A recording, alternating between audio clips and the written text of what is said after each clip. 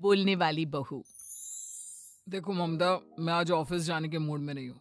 किसी का फोन आया ऑफिस से तो बोल देना कि मैं घर पर नहीं हूँ, किसी जरूरी काम से गांव गया हूँ। ठीक है, मैं चला सोने, बाकी मैं संभाल लूंगा। ममता बेचारी, जैसा नाम वैसा ही नेचर। ना कभी झूठ बोला, ना फरेब, ना किसी से चालाकी की, ना किसी की पंचायत। सुन लेती है पति की बात और फिर कुछ देर बाद फोन आता है। हेलो, कौन? मैं सुनील का बॉस बोल रहा हूँ। दफ्तर में इतना काम पड़ा है, अभी तक ऑफिस नहीं आया। वो क्या कर रहा है? फोन दीजिए उसे। जी वो तो सो रहे हैं। कह रहे हैं कि आज गर्मी बहुत है तो घर के मजे लेंगे। बॉस को बीवी की बात पर गुस्सा आ जाता है। तो उसे बोल दीजिएगा कि अब घर में गर्मी के ही मजे ले, कोई जरूरत नहीं है यहाँ आने की। ये बोलकर बॉस फोन रख देता है। ममता सारी बात सुनील को बता देती है। न जाने किस बेवकूफ से पाला पड़ा है, समझ नहीं आता। तुम्हारे कारण मेरी नौकरी चली गई। अरे झूठ बोलने में क्या जा रहा था तुम्हारा? ममता को समझ में नहीं आ रहा था कि उसकी खता क्या थी। अरे जो है वही तो बोला। फिर एक रोज, बहू, अरे ओ बहू, कहाँ है तेरा पति?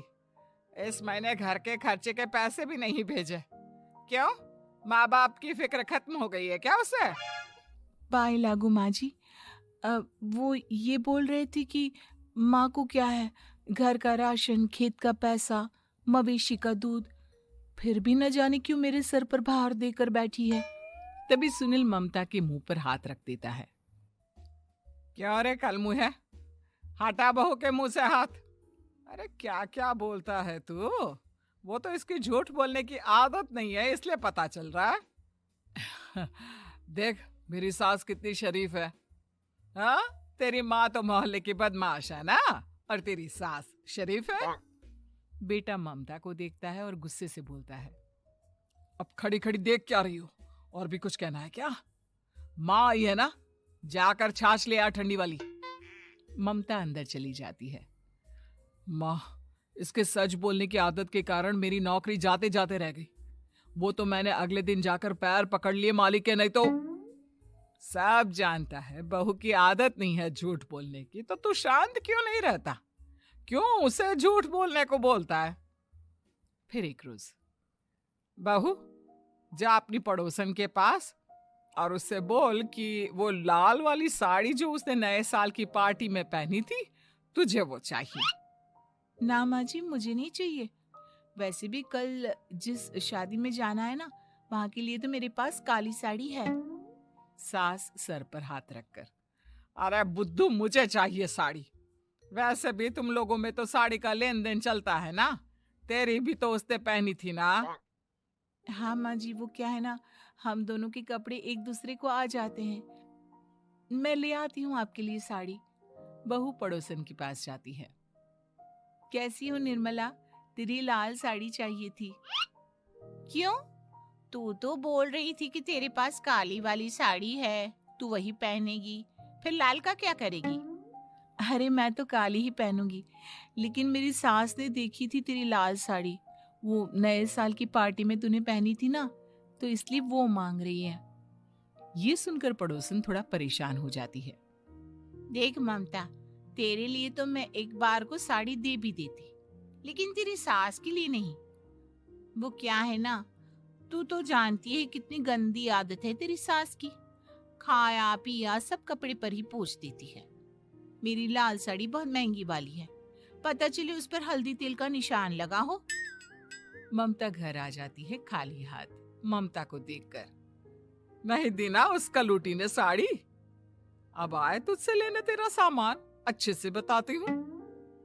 माँ जी वो क्या है ना, मुझे तो वो दे रही थी, लेकिन आपके नाम पर नहीं दी। अरे किसने बोला था मेरा नाम लेने को? बोल देती तुझे पहनना है, लेकिन ना, तू तो ठहरी सच की देवी। न जाने सास क्या सोचती है और हंसने लगती है।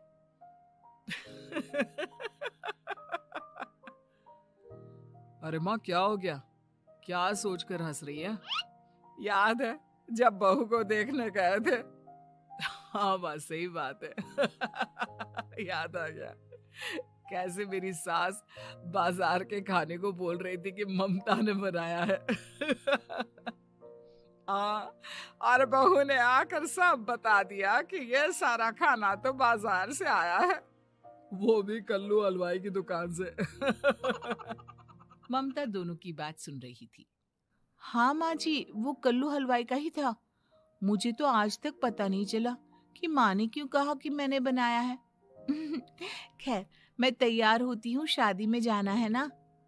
पूरा परिवार शादी में जाता है, जहाँ खाना वाना खाकर सभी बैठे होते हैं कि एक औरत ममता की सास से कहती है, क्या बात है बहन जी, मेरी आपकी बात हुई थी तो आप तो बोल रही थी कि लाल साड़ी पहनने वाली हैं, तो मैंने ये काली पहन ली। पता होता कि आप लाल नहीं पहन रही हैं तो मैं ही अपनी लाल पहन आती। अच्छा जी, तो इसलिए पूछा जा रहा था। अरे इतनी साड़ियां हैं कि क्या बताऊं। मैंने सोचा तो था, पर ये सामने दिख गई तो यही पहन लिया। अच्छा, मेरी तो तैयारी काफी दिन से चल रही थी, फिर भी आज ऐसा लग रहा है कि ठीक से तैयार नहीं हुई मैं। तभी आ जाती है हमारी सच्ची बहू, ममता बहू।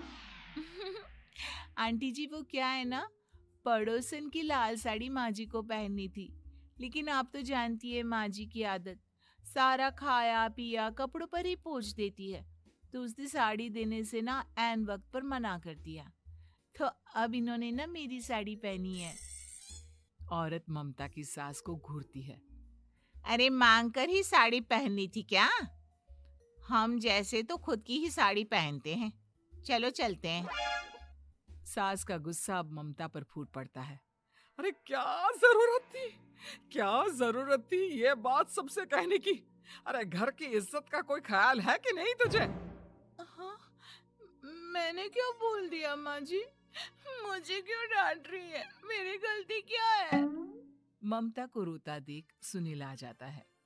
अरे माँ, क्या हो गया? पता है ना शादी का माहौल है। सास सारी बात बेटे को बता देती है। देख रहा है तेरी बहू का हाल। अरे इस लड़की को तो ये भी नहीं पता कि कब कहाँ क्या कैसे बोलना है। अरे लेकर जा इसे यहाँ से। सभी घर आ जाते हैं। सास का मुंह तो फूला ही रहता है कि एक दिन। चलो बेटा, बहुत दिन तुम लोगों के साथ रह ली, अब चलो। वैसे भी ऐसी बहू के साथ समय कैसे कटे, जो ना झूठ बोलती है ना लोगों की चुगली करती है। अरे गांव में ही ठीक हूं मैं, कम से कम 4 घर की खबर तो मिलती रहती है, वो भी मसाला डालकर। कैसी बात कर रही है माँ? अभी तो आई है, रह जाना, कितना अच्छा लगता है तेरे रहने से घर। तभी ममता आ जाती है। अच्छा लगता है, लेकिन आप तो बोल रहे थे कि न जाने कब तक रुकेगी, जाने का नाम ही नहीं ले रही। जाए तो कम से कम घर में थोड़ा सा फ्री सा तो फील करूं, यही बोल रहे थे कल माँ जी आपके लिए। सास बेटे को देखती है, लेकिन क्या कहती बेचारी, जब अपना ही सिक्का खोटा हो। चली जाती है चुपचाप गांव। फिर एक रोज घर की घंटी बजती है। सामने खड़ा होता है सुनील का बॉस। सुनील है क्या घर में? वो क्या ना, मैं यहाँ से गुजर रहा था तो सोचा थोड़ा ऑफिस का काम डिस्कस कर लूं। ममता कुछ कहती कि तभी वहां सुनील आ जाता है। अरे बॉस, आप आइए आइए। क्या बात है, घर तो बहुत सुंदर है। वैसे भाभी जी, आपकी खूब बातें सुनी है कि आप कभी झूठ नहीं बोलती। ये तो पता नहीं, लेकिन हमेशा सर कुछ न कुछ ऐसा बोल देती हूँ जिससे परेशानी हो जाती है। मैं ऐसा नहीं चाहती, लेकिन क्या